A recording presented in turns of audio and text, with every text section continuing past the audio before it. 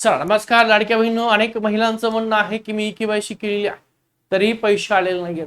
तर तुम्हाला नेमकं पैसे का बरं आलेले नाहीयेत, कशामुळे लाडक्या बहिणी आहे ज्या लाडक्या बहिणीचे पैसे येत नाहीत ई केवायसी करून सुद्धा, आणि कुठल्या लाडक्या बहिणी ज्या लाडक्या बहिणीला अपात्र झालेल्या आहेत किंवा अपात्र करण्यात आलेला आहे, ही संपूर्ण माहिती या व्हिडिओमधून. त्यामुळे शेवटपर्यंत हा व्हिडिओ बघा. तुम्ही जर पाहिला असेल ई केवायसी पडताळणी निकष कोणाला त्या ठिकाणी वगळण्यात आलेला आहे, सोलापूर जिल्ह्याचा आहे, परंतु संपूर्ण महाराष्ट्रामध्ये ज्या कुठल्या महिला आहेत त्या महिलांना वगळण्यासाठी हे कारण आहे.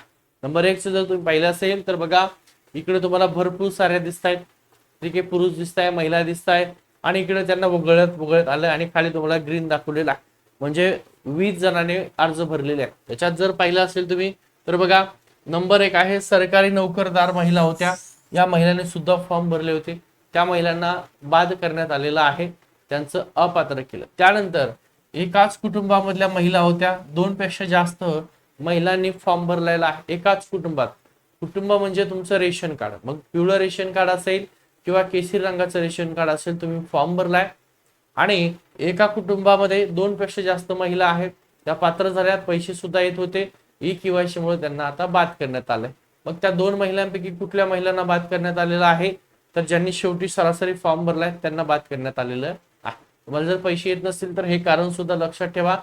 तुम्ही रेशन कार्ड पिवळा असेल, केशरी रंगाचा असेल, 2 पेक्षा जास्त महिलांना तुम्ही लाभ घेत होतात का, त्यामुळे सुद्धा तुम्हाला अपात्र करण्यात. त्यानंतर इकडे जर पाहिलं असेल महिलांच्या नावाने, काही पुरुष होते नमुने ज्यांनी महिलांच्या नावावर फॉर्म भरले होते, त्या ठिकाणी त्यांना अर्ज बाद करून सुद्धा पैसे वसूल केले जाऊ शकतात, ते सुद्धा बाद आहे. त्यानंतर इकडे तुम्हाला इमेज दाखवलेला आहे बघा, 4 चाकी वाहन असलेल्या महिला, ज्या महिला आहेत ज्या महिलांच्या नावावर 4 चाकी वाहन होतं किंवा त्या महिलांच्या सदस्याच्या नावावर किंवा त्या महिलांचं जे काही कुटुंब आहे, म्हणजे पिवळं रेशन कार्डवाल्या असतील महिला किंवा केशरी रंगाच्या रेशन कार्डवाल्या महिला, जेवढे काही सदस्य आहेत त्या सदस्याच्या नावावर 4 फोर व्हीलर किंवा 4 चाकी वाहन होतं, त्या महिलांना सुद्धा काय करण्यात आलेलं आहे, रद्द करण्यात आलेलं किंवा अपात्र करण्यात आलेलं आहे. त्यानंतर ज्या महिलांचं उत्पन्न हे 2.5 लाख रुपयापेक्षा जास्त होतं किंवा त्यांच्या घरातली कोणीतरी व्यक्ती ही इन्कम टॅक्स भरत होते, त्यामुळे सुद्धा त्या महिलांना काय करण्यात आलेलं आहे, अपात्र करण्यात आलेलं आहे.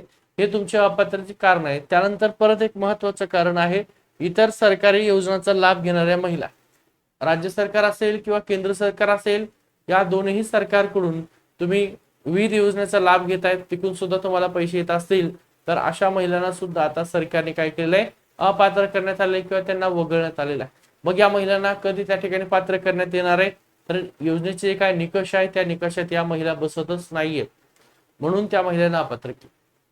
त्यासोबत जे काही ई केवायसी प्रक्रिया आहे, ज्या महिलांनी ई केवायसी केलेलीच नाहीये त्या महिला सुद्धा अपात्र झालेल्या आहेत.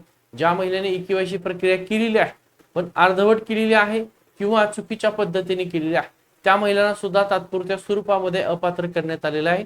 तुम्ही मुदत जी आहे ई केवायसीची 30 एप्रिल होती, त्याच्या अगोदर ई केवायसी केली असेल तर तुम्हाला पैसे मार्च हप्ता असेल, एप्रिल हप्ता असेल, मे हप्त्याचे पैसे येतील, एकंदरीत 4,500. परंतु ई केवायसी न केलेल्या महिला असतील किंवा अर्धवट ई केवायसी केली असतील किंवा चुकीच्या पद्धतीने ई केवायसी केलेली असेल, अशा ज्या महिला आहेत त्यातल्या फक्त चुकीच्या पद्धतीने ई केवायसी केलेल्या, अपूर्ण ई केवायसी केलेल्या महिला असतील, ज्यावेळेस ई केवायसीची मुदत वाढेल त्यानंतर ह्या महिला ज्यावेळेस ई केवायसी करतील त्याच्यानंतर त्या महिलांच्या खात्यामध्ये पैशाचं वितरण होईल, पैसे येतील, काळजी करायची आवश्यकता नाही.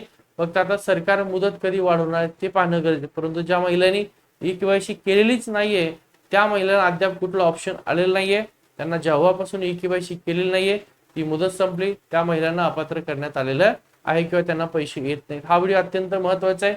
हे काही कारण आहेत ज्या कारणामुळे लाडकी बहीण जे आहे ते अपात्र करण्यात आलेले आहे किंवा त्यांना पैसे येत नाहीत. या कारणात तुम्ही बसत आहात का, कमेंटच्या माध्यमातून सांगा. किंवा तुम्हाला कधीपासून पैसे येत नाहीत आणि हे 5-6 कारण आहेत, या कारणामध्ये तुम्ही बसत नसाल तर त्याची सुद्धा कमेंट करा.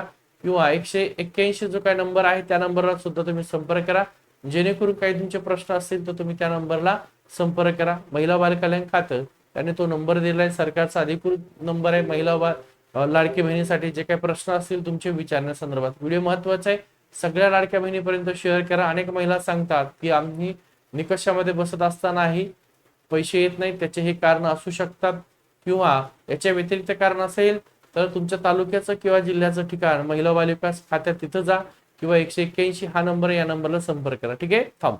व्हिडिओ आवडला तर लाईक करा, शेअर करा, सबस्क्राईब करायला अजिबात विसरू नका.